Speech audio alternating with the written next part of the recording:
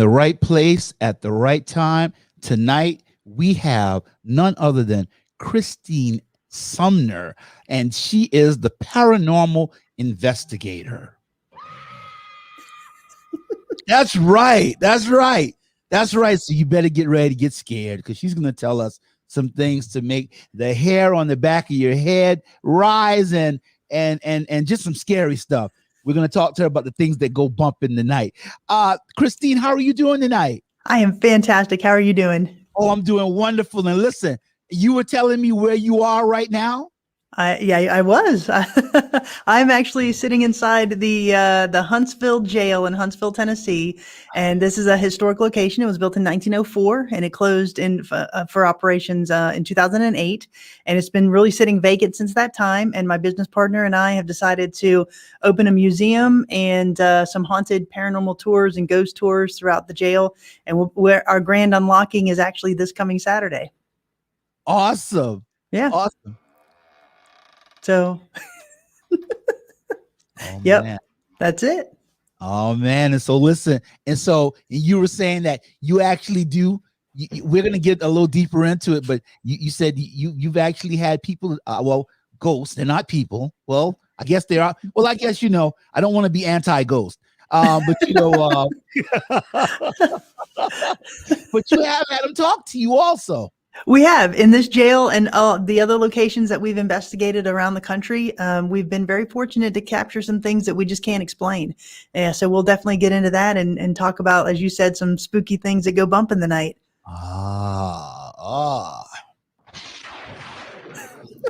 So we are going to go and we're going to play our promo and we're going to be back with Kris Sumner, Paranormal Investigator.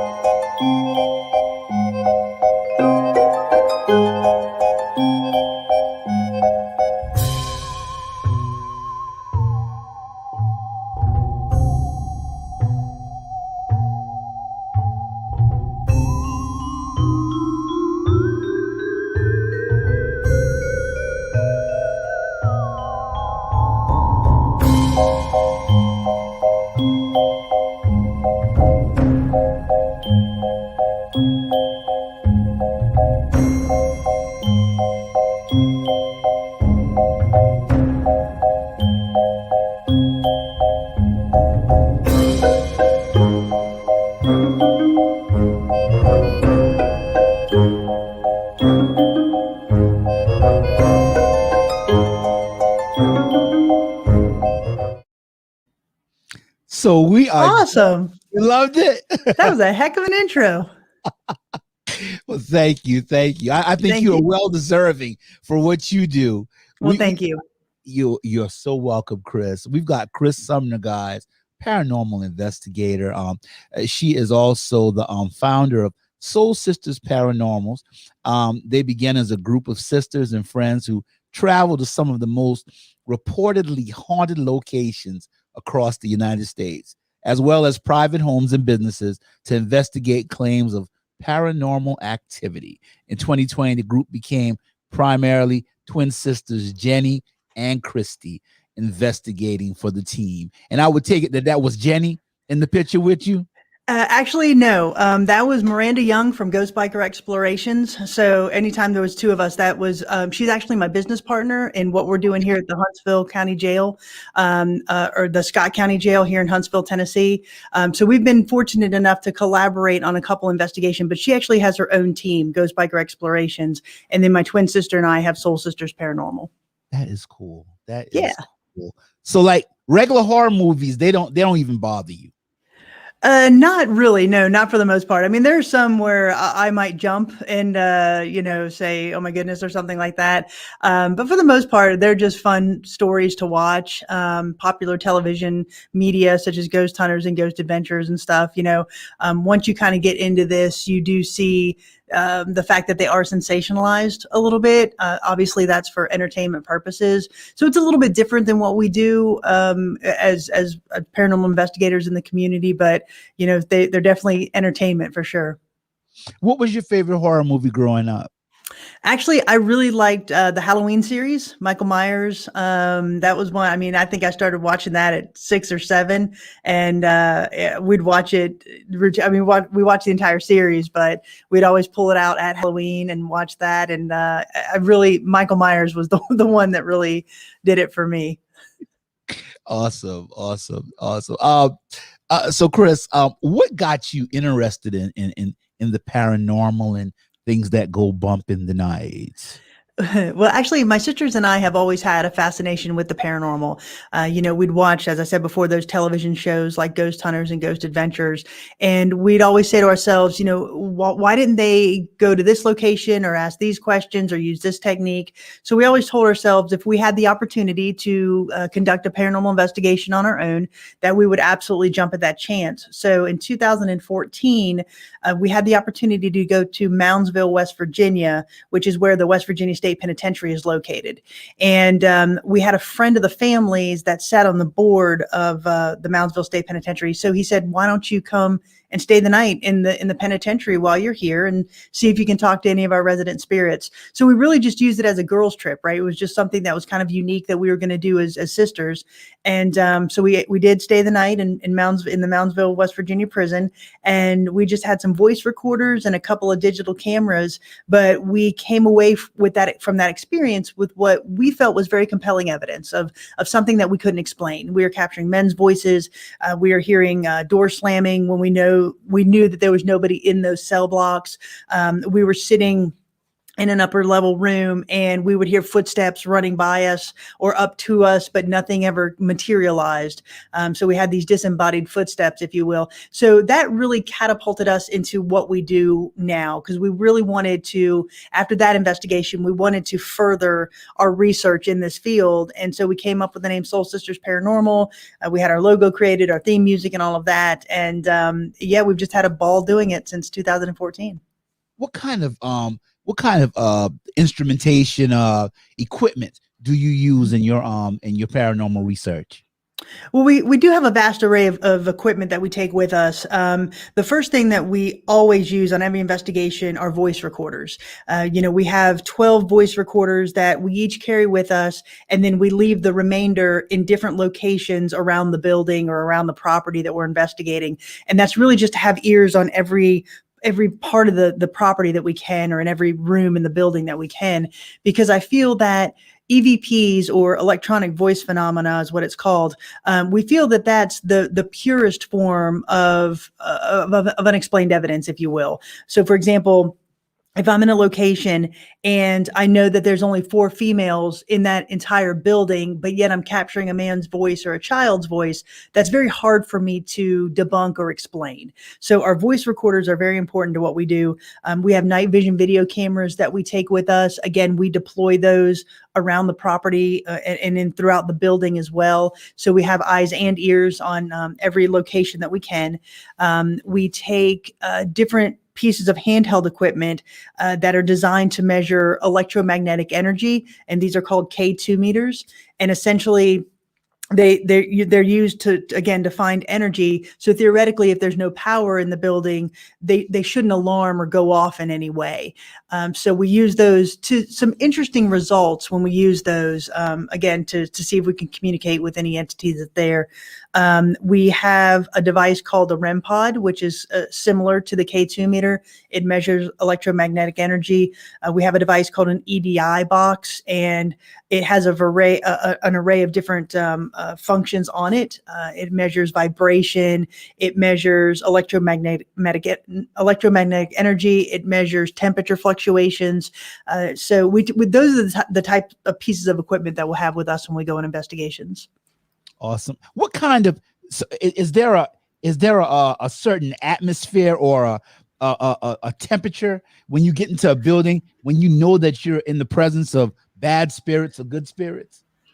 That's kind of interesting to say because we have gone in investigations where it's been hot, like in July in Florida, and investigations where it's been cold, like Massachusetts in December. So that's kind of an interesting thing to say or to explain. But the way I can explain it is most of the time when we're experiencing something paranormal or about to experience something paranormal, the temperature drops and it's a noticeable temperature difference. The theory is behind that is that the spirit is drawing energy from the room or from the atmosphere in order to manifest itself and as either an apparition or as a voice or somehow manipulating our equipment. So there have been instances where we'll be standing there and there's nothing acting upon us that we can physically see, and then all of a sudden the temperature will drop, and in that moment we'll either capture something on our audio recorder or capture something on our handheld equipment. So that's really the best way I can explain it, that the temperature does noticeably drop in some instances, not in all, but in some instances. Cool. Your twin sister, we already discussed that one. You are experienced in doing what you do. What would you tell someone attempting to do paranormal investigation without any training or experience? First of all, I would say go into this with the right intentions. And by that, I mean, this isn't really something that you should delve into to get spooked on a Saturday night. The way we approach a paranormal investigation is we first come at it from a historical standpoint, because we're going into locations that have a very significant history. So whether it be Brushy Mountain State Penitentiary or the St. Augustine Lighthouse or the Lizzie Borden House, these all have their place in history, and we go into them and revere them for that place in history. The paranormal, after we get there, the paranormal is kind of secondary. So we go into it with that respect level, if you will. And that's what I would really caution people when they start getting into this, is to go into it with a sense of reverence for the historical aspect, but also for the entities that you're trying to communicate with. When we go into a location, we don't do any provoking. We don't go in with any bravado or chest thumping or anything like that. It's legitimately to try to communicate with any spirit that wants to tell their story. And so that's what I would really highlight as one of the factors that you need to consider when you get into paranormal investigations. Another thing would be patience, because this is not like you see on TV. We don't go into an investigation and investigate and then have evidence in 60 minutes. That's not how this works. We're in a location from anywhere from 8 to 24 to 48 hours. And it's really a lot of sitting in the dark, talking to yourself, not knowing if you have anything on your voice recorder or on your stationary cameras. So there really is a patience level involved with this. And so I think those are the two pieces of advice that I would give right off the bat. Okay. Is there a risk of spirits leaving with you? There is always a risk, and again, I think that goes back to the intentions of what you're doing.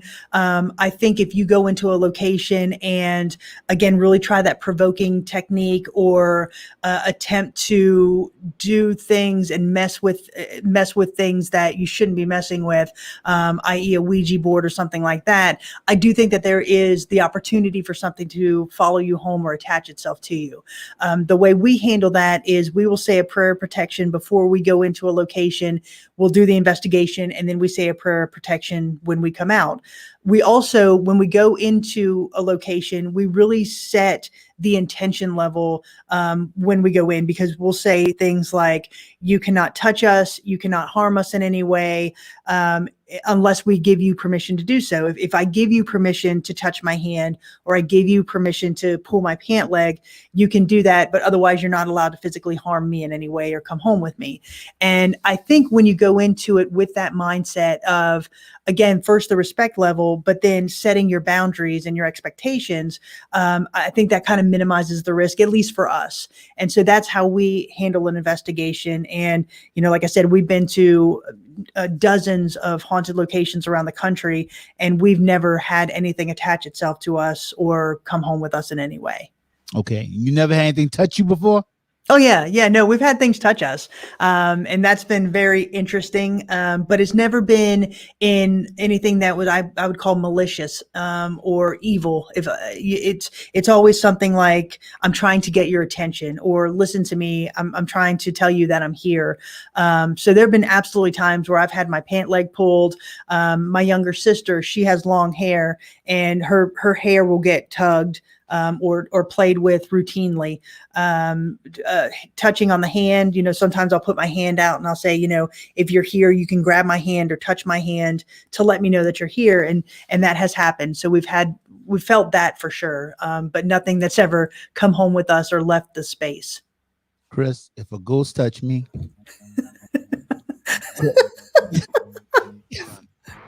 if a ghost touch me, you were so cool when you said it though. Yeah, tug my sister's hair. Pull my back leg. I mean, you make me feel kind of soft. But then I'm sorry, I'm just not gonna feel soft because I'm like, I'm just not there yet. Setting my ghost expectations, I'll be like, listen, man, it's okay. You can touch me. Yeah, I'm already in a dark place. I'm already in a dark place. I'm already scared. I'm not trying to show you I'm scared, but I'm scared. But I don't even know if I'll go in there. I probably have to wuss out on that one. And then, I hear something like, Kris, I'm gone. I'm going to tell you right now, I'm gone. So, okay. All right. So it is interesting. I mean, there are times, don't get me wrong, there are times where we've been startled, but for us, it's more fascinating than scary. When you're sitting in a room by yourself and you hear a voice out of the darkness, I mean, it's interesting, right? It really kind of opens your mind to say, okay, maybe there is something after this, after we pass. So for us, it's more of that sense of exploration and trying to find answers more so than anything that's really scary for us. And see, it's what you do. It's what you do. Cause I got my friends. First of all, I know like Bam Mab, Mike Bryant, he's not even going in there with me. I can hear right now. Yeah, I'm gonna stay out here. I'll be on the phone. You call me and tell me what's going on. First of all, he's not going in there with me. He's not going in there with me. And I think the ones that I could get to go in there with me, and they run faster than me. So yeah, they'll be gone. They will left me in the dark, Well, here's what we'll do. I'll take you on an investigation. You can come with us. So I can go with you guys? Yeah, come on. We'll take you on an investigation. Hey, I mean, well, Kris, can you promise me the ghost not will touch me? I can't promise that. But I think you'd have an interesting time. I don't want to be a big, strong man hollering like a little girl. I don't want y'all to hear me. Ah, in my,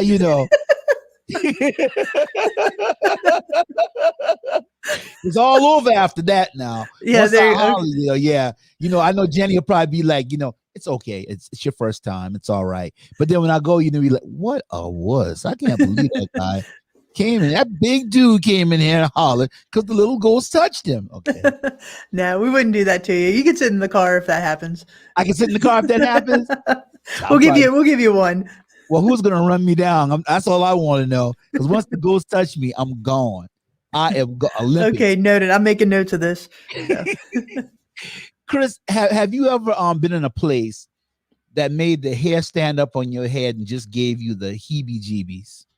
There's been several instances like that. Like I said, you know, you can't do what we do and go into these locations and not be startled or have that moment of, okay, what's happening here? I would say the first one that really comes to mind is the old Gilchrist County Jail in Trenton, Florida, and this is about an hour's west of Gainesville, Florida.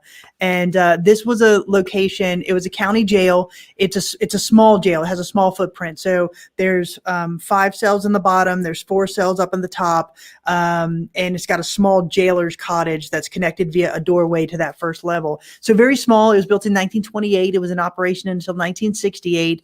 And after it closed in 1968, it really became abandoned.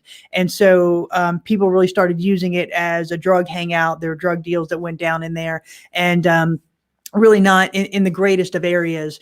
You know, again, it was a jail. So then when we investigated it, the owner of the property, she said, yeah, you can go in and investigate, but if you carry, I highly recommend you take your guns with you. And so this was actually an investigation that I did with Miranda from Ghost Biker Explorations.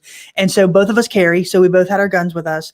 And so we went into that location and we're in there just kind of, you know, asking questions and setting up our equipment. And initially we weren't feeling anything. We weren't really getting anything on our equipment, really no indications that any spirit wanted to communicate with us. So Miranda said, I wonder if they think we're law enforcement because we have our guns on us. And so we decided to try just taking our guns off. So I took mine off and I put it on a cot in this cell that we were in.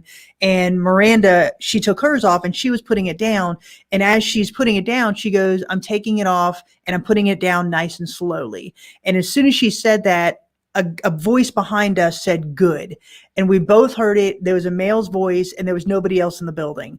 And so after that, the night was really electric. I mean, we were hearing voices, we were seeing shadow figures.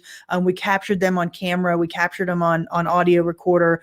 Every piece of equipment that we had that night was indicating that there was something going on. There's no power to the building. So all of our devices that measure electromagnetic energy, they were alarming. We were hearing things in the moment, seeing things in the moment. So that was an investigation that was a fantastic investigation from a paranormal standpoint. But it was one that when you go in, you do feel, okay, this is a little bit creepy. There's something going on here. So the ghost didn't want to talk to you because you had the gun. So the ghost don't think he had like outstanding warrants or something like that. I guess they thought that's what they were coming in for. But see but one of the interesting things that we do when we go in these investigations is we use things like trigger items, and we call them trigger items. And so in this instance, I guess that was a reverse trigger item, right? So it was essentially them thinking that we were one thing, but once we removed them and told them that we're not, it allowed them to feel okay to communicate with us. Yet when we went to Fort Mifflin, which is a Revolutionary War fort in Philadelphia, we did our research before we investigated that location. And there's one cell that it's an underground subterranean casemate, which is where they stored munitions. So it's about 7 feet underground. And it was during the Revolutionary War, they converted it to a solitary confinement cell for this prisoner named William Howe.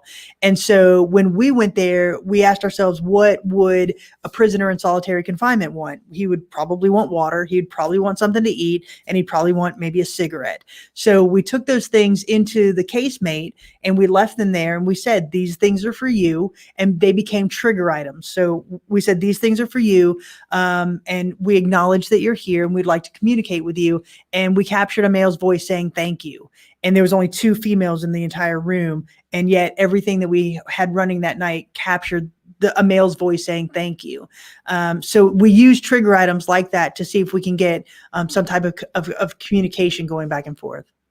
So if you give him like a Lowenbrow, he'd be telling you all his secrets. I guess so.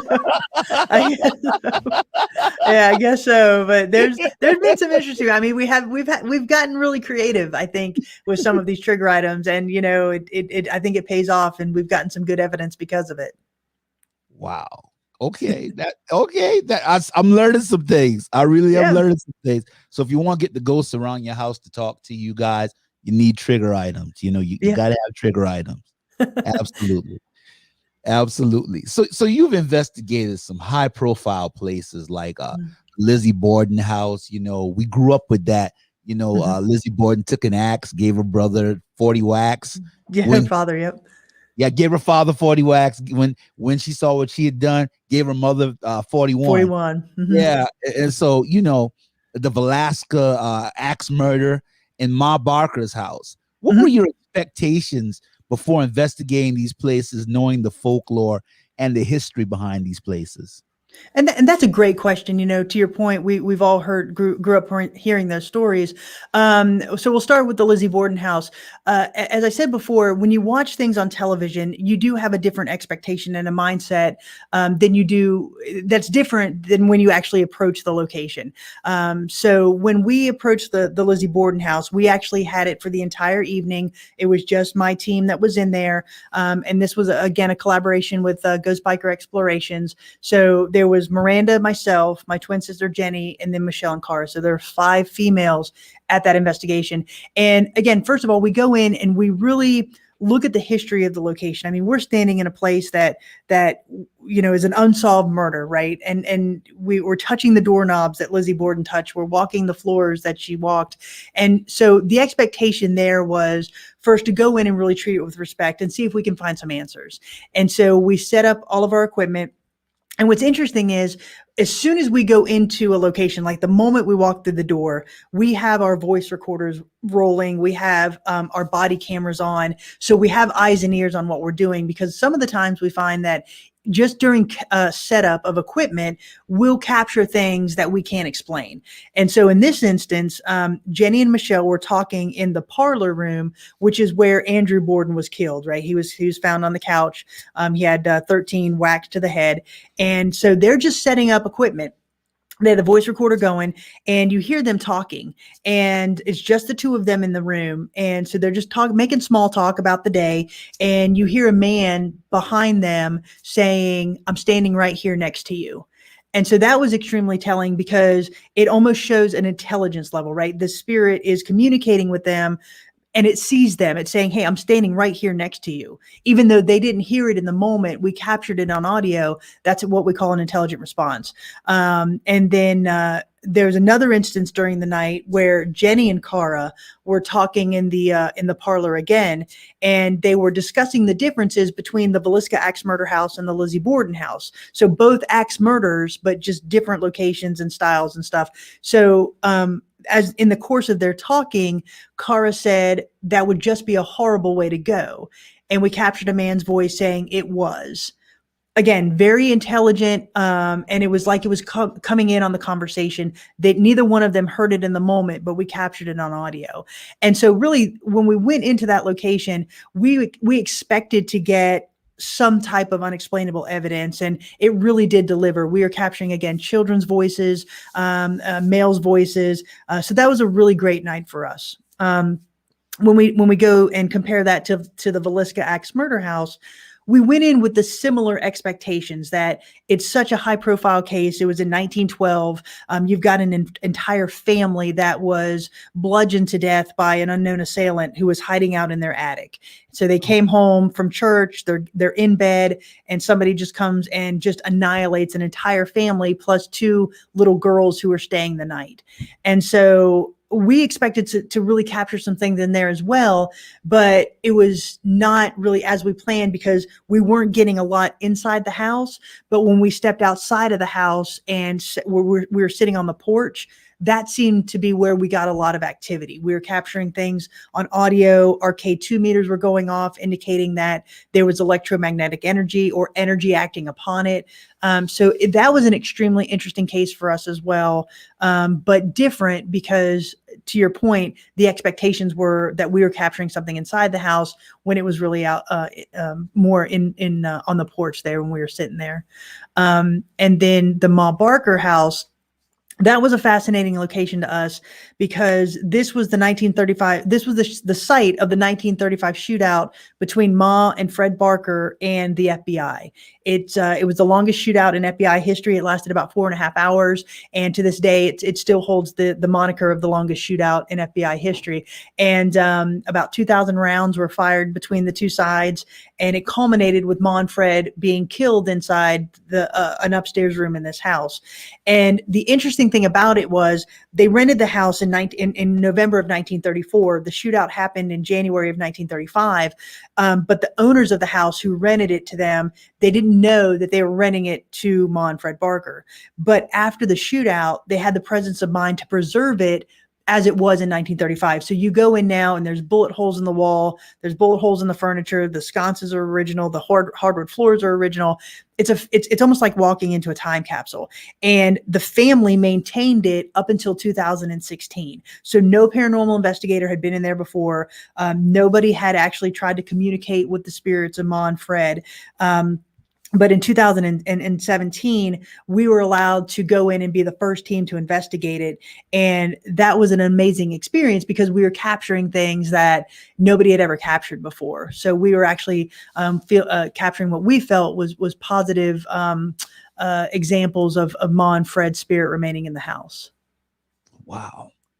Wow. Yeah, no, that was a long-winded answer. I'm sorry. No. I'm saying wow because it's interesting. You told me some things I didn't know, and you guys were the first to go in there, and wow. Yeah. So there had to be a lot of pent-up aggression in there. Did you run anything especially when you got in there? Did you get any good stuff when you got into the Ma Barker house? We did. Like I said, it was a very interesting case for us because we were the first team to go in there. But the really fascinating thing about it is in 2007 or in 2016, the family decided to sell the house, and the new owners wanted the land, but they did not want the house. They were going to demolish it. So Marion County, Florida, took over the house, and they actually moved it from the location that it was in. They put it on a barge, and they floated it across Lake Weir about 2 miles away and put it in an entirely different location. So it sits on about 40 acres. There's no power to it. There's no water to it. There's sand all around it. You need a 4-wheel drive vehicle to get back through the Florida sand. So we had complete control of the environment. We knew that nobody else could get in. We knew that there was no light pollution or noise pollution. So the shootout happened early morning, January 16th, 1935. So what we wanted to do was actually be in there on the anniversary of the shootout.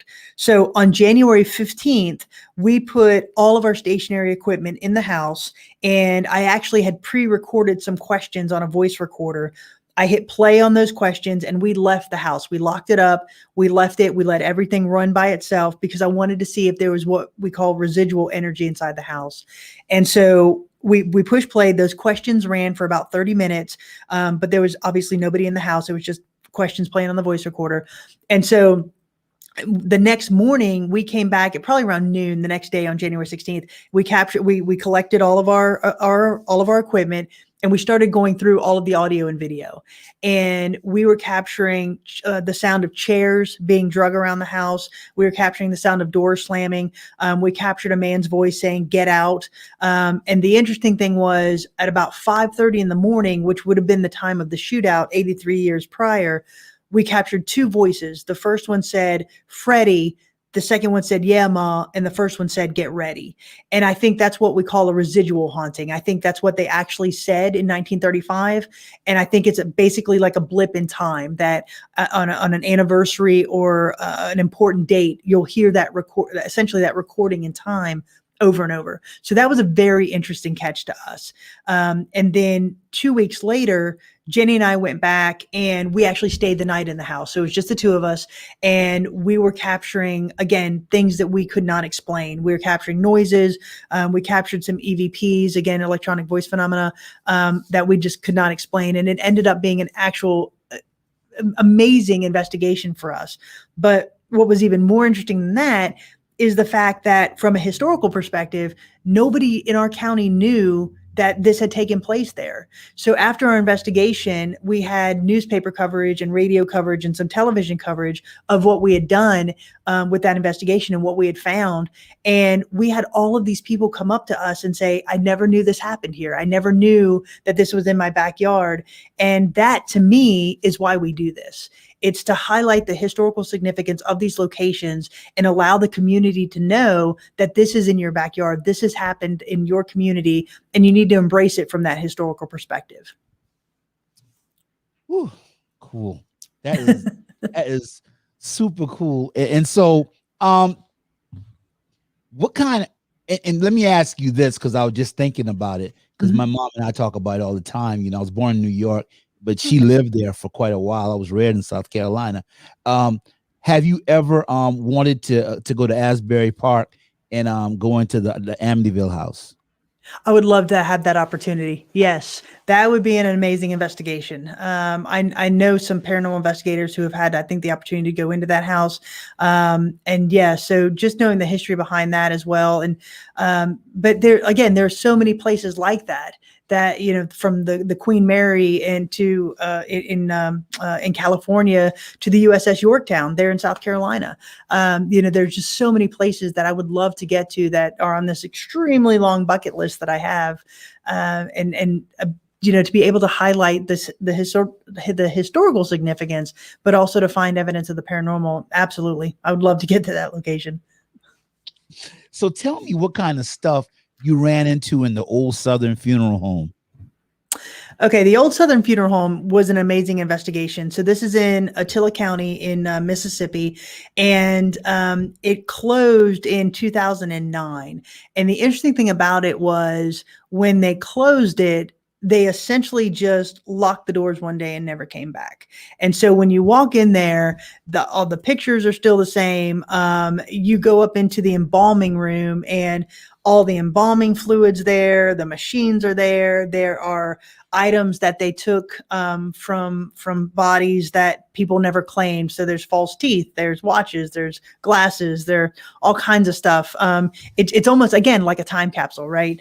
And so when we went into that location, it was just Jenny and myself staying the night in that in the funeral home there, and we were absolutely capturing some things we couldn't explain. We were upstairs in what would have been it's called the casket room. And that's where they would take guests to show them the caskets, right? They'd give you the options of what you could choose from. So essentially the sales room, I guess. And so we were sitting up there, again, just Jenny and myself. And we have a device called a spirit box. And basically what it is, it's a small AM FM radio that's been modified to very quickly sweep through AM and FM frequencies. So when you turn it on, it sounds like as it's running through these frequencies at a very high rate of speed. Theoretically, you should not get full phrases when this is on, right? Because it's moving so fast. The idea is that spirits can use the white noise to communicate and really use that to give us words. So we were sitting up there and I said, can you say one of our names? And the spirit box said, Jenny. Came out just like that, Jenny. And so we captured some more things. I think we captured a date and a time on that one as well. So once we left that room, and I've got a night vision video camera in that room, so it's recording what we're doing. And you see us get up. We finished with that session. We get up and we leave the room, and you see us leave the room, and you see us turn right past the threshold to go down the stairs.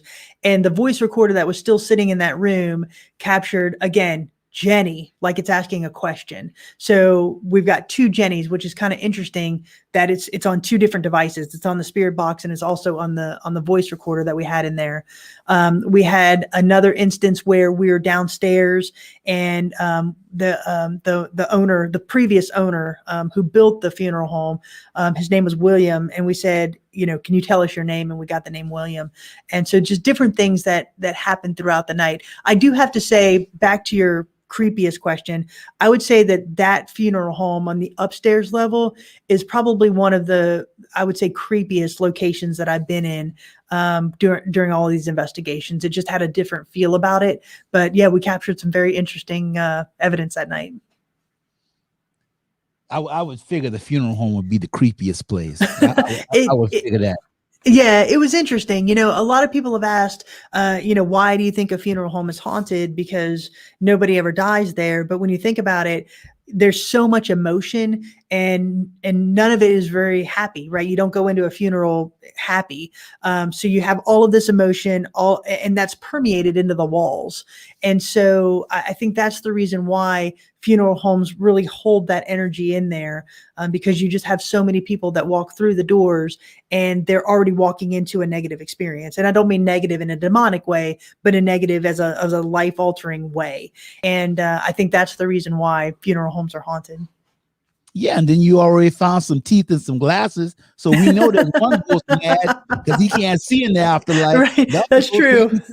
And there's one he's mad because he ain't got no teeth. He's like, exactly. Where's my teeth, man? That's his unfinished business. He wants his chompers back.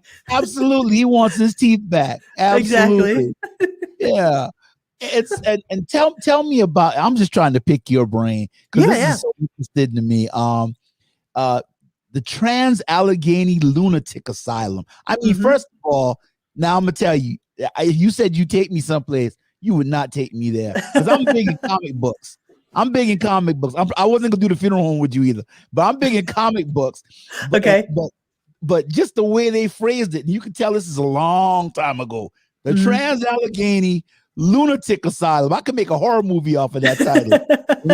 in West Virginia. Oh God. Yeah, it's in West Virginia, and it's another one of those locations where you see it on television, but when you roll up onto this location, it is mammoth. It's one of the largest places we've ever investigated, and it was built in 1864, and it was designed to hold 250 patients. The idea being that you have these individuals that need really one-on-one care. So there's solariums, there's these open rooms that have a lot of wind or a lot of sunlight coming in. And really, it was supposed to be a therapeutic location to help these people that had these mental issues. By the time it closed in 1994, it had over 2,500 patients in it. So the quality of care had degraded so far from what its original purpose was that by the time you're coming to 1994, you've got things going on like lobotomies, shock therapy treatments, cold water bath treatments. Really these, I would call them alternative forms of medicine or experiments, really, because there was really no oversight at that time. And so from 1864 to 1994, you've got all of this going on. And again, I think it's one of those places where the negativity of the location itself really holds that energy on the walls. It's permeated into the walls. And so that's why you've got these instances of reported paranormal activity. And so for us, when we went there that night, we had a guest with us. His name is Christopher. And so there was there was 5 of us with Christopher, and then there were two docents that have to stay on site with you. And so we had set up all of our equipment around the facility, and we had asked the docents to come with us to just give us some historical perspective on some of these rooms. So everybody who was on the property that night is at the end of this hallway, and we're talking. And from down the other end of the hallway, and I'm talking, this is a long hallway, we just hear this blood-curdling scream. It was the loudest scream I've heard on any investigation. And everything that we had running in the building picked it up. And so we're all like, what was that? And Michelle said, that was a scream. So we ran down the hall. We tried to find out what it was, and there was nobody else in the building. There was no reason that we could find that would cause that scream. So that was extremely interesting. We were up in the third floor, up on the third floor, there was a room because children were born in this facility. So there's a lot of child activity. And so we were up in a third floor room, and we had those trigger items. And one of those trigger items is a glow in the dark ball. So we had this glow in the dark ball sitting on a windowsill. And then we had that K2 meter. There's no power in the building. We had the K2 meter sitting beside the ball, and we had a flashlight sitting up on the windowsill. So we had these three things. So we're all sitting probably about 6 feet back from the windowsill, and we're saying, her name is Lily. We said, Lily, if you're here, can you move one of those objects on the windowsill?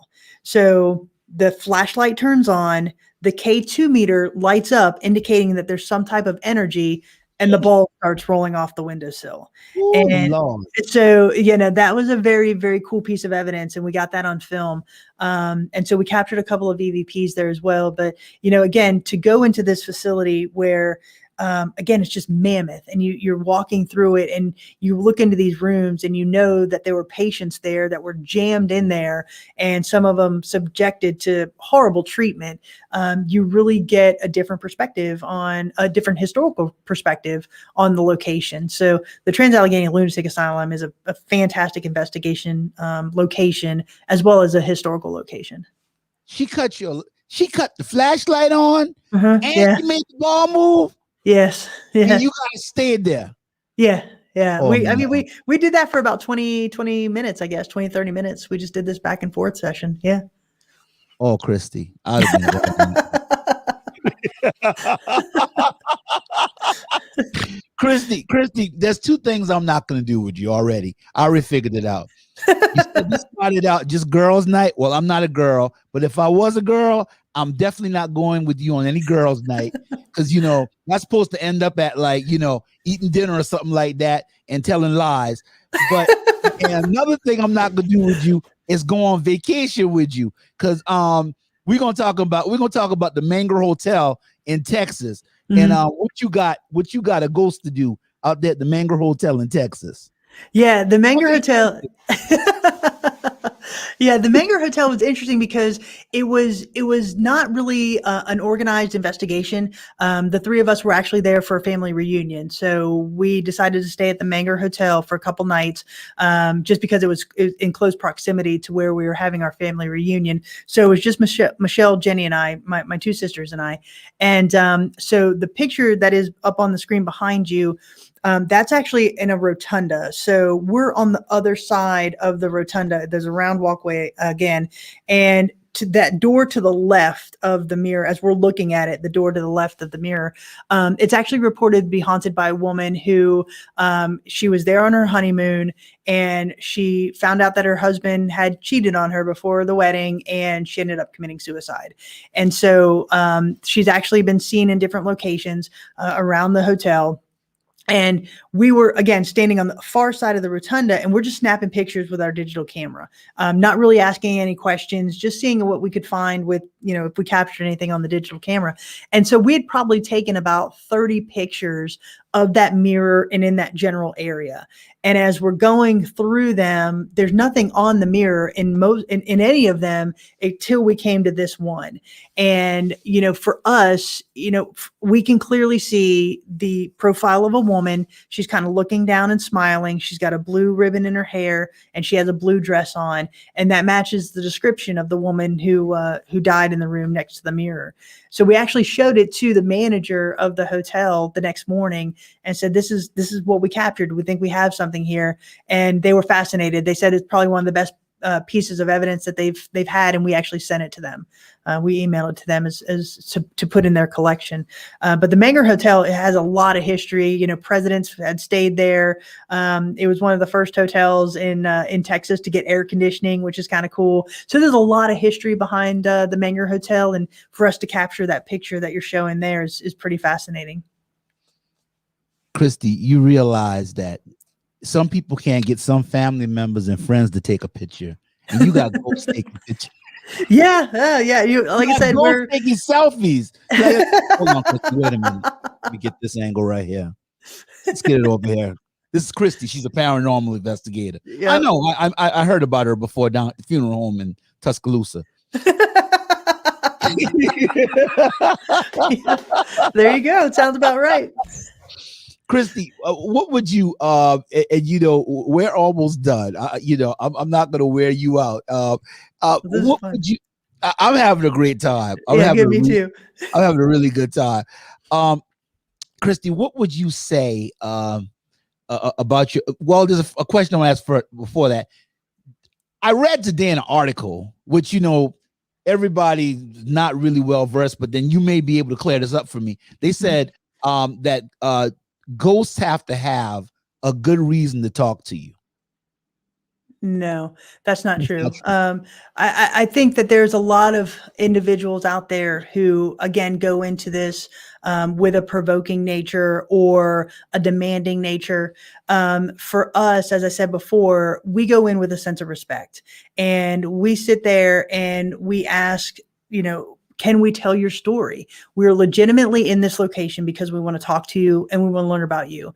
And if you watch any of our videos, you'll see that that is the common theme throughout everything that we do. It's a sense of reverence, it's a sense of respect for the building and for the spirits that we're communicating with. And if you go into it with that mindset, I think you'll be very surprised with what you capture and what you come out with. And again, if you have to couple that patience with it, right? Again, we're sitting in rooms for 30, 45 minutes, an hour sometimes, just in a single room, just asking questions to the air. And you just have to have that patience level. And for us, we've been very fortunate to capture some interesting evidence that we can't explain, but it's not because they have a reason to, it's because we're asking. It's because we're asking with what I feel is a sense of respect for who they were as a person. And so I wouldn't say that it's something that they have to tell us. It's something that they're wanting to tell us. What are some of the wrong ways that you've heard people out there misusing what you do? The first one I would say that's the most prolific is that everything that we do is demonic, that we're trying to communicate with the devil, or that everything that we capture is demonic. And as you mentioned, we've been to some of the most reportedly haunted locations in the country, and not once have I experienced anything that I felt was demonic. I do believe that there's such things as demons, but I don't think they ever had a human existence. I think it's just the representation of evil that's the good and the evil in the world. And so for us, it's not something that's demonic. It's not something that is really malicious in any point in time. Now, when we go to a prison or something, you have those spirits that are a little bit darker, but that's the nature of the building that we're in, right? You're not going to have great people in a prison. So we do experience that to some extent, but nothing that's ever harmed us, nothing that I've ever felt threatened by. So I think that's a big misnomer about what we do. And so that's, you know, kind of what we're trying to get rid of that stereotype, if you will, because we go in with that sense of respect. And I think we get that respect by the way we approach our investigations. And then, you know, some of the other things that we've heard is, well, this isn't like it is on TV. And that's, to me, is a compliment, because there are people that are doing things on TV that I don't particularly agree with. But if you can watch our videos and you get a sense of the history behind the location and why it's important, and then you know that we've controlled for everything that we can control for, but yet we're left with these unexplainable events occurring, then I feel like I've done my job there. And so I'm not trying to build an audience base. I'm trying to put out a historical fact coupled with interesting paranormal evidence. And if people want to watch it, they can absolutely watch it. If they don't want to, there are hundreds of other people doing it a different way. But for us, we've come up with a style that I think that most of our audience appreciates.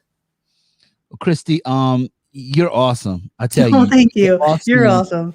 you're awesome and super knowledgeable. I really enjoyed you on this interview. Oh. When are you planning to write a book? Yes, that's in the works. I've kind of put that on hold a little bit. As I mentioned before, my business partner, Miranda Young, and I, we're trying to get this business started here in Huntsville, Tennessee. So that's kind of taken a back burner for a little bit, but I've got notepads full of notes and all of that. I just got to get it together and actually get it published. Okay. Well, if you come across any bank robber criminals, disembodied spirits, ask them where they buried the money, and ask them for me. And go ahead and try to also get me more followers. Just give them my email and get me more followers. I'm just joking. If one calls me, and listen, I'm saying all that trash, but listen, if I'm in here one night by myself and I hear,